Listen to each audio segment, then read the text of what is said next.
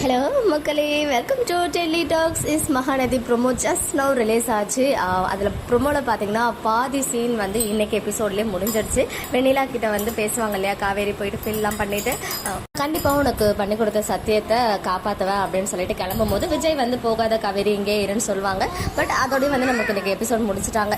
And இதோட கண்டினியூவேஷனாக பார்த்தீங்கன்னா அவங்க போயிட்டு காரில் ஏறும்போதும் விஜய் வந்து காவேரியை பிடிச்சிட்டு இங்கே இரு அப்படின்னு சொல்லும்போது இல்லை நான் போகணும் அப்படின்னு சொல்லிட்டு அவங்கள ஃபேஸ் பண்ணவே முடியல. ஆக்சுவலாக காவேரினால அவங்க ஏறி போயிடுறாங்க. அண்ட் அங்கே போயிட்டு வீட்டில் போயிட்டு தான் அந்த அழற சீன் போல நேற்று எடிட்டர் வந்து ஷேர் பண்ணியிருந்தாங்க இல்லையா.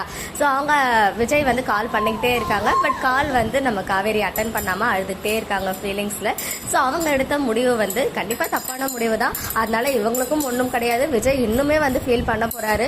இந்த எமோஷனல் ட்ராக்கெல்லாம் தாண்டி ஒரு அழகான பியூட்டிஃபுல்லான ட்ராக் இருக்குது. ஸோ அதுக்கு வந்து நம்ம வெயிட் பண்ணுவோம். இந்த ட்ராக்கை வந்து நிஜமாவே ரொம்ப எமோஷனலாக இன்னைக்கு வந்து நம்ம எல்லாம் அவ்வளோ கனெக்ட் ஆகிருக்கோம் அப்படின்னு சொல்லும்போது நமக்கு நம்மளே மீறி அந்த கண் கலங்கும் இல்லையா. ஸோ அந்த மாதிரி தான் இருக்குது. இன்னும் நாளைக்கு அதை விட மோசமாக இருக்க போகுது போல. பிகாஸ் விஜயும் அவங்க ஃபீல் பண்ணிட்டு இருக்காரு இல்லையா, அவங்க கால் அட்டன் பண்ணாததுனால.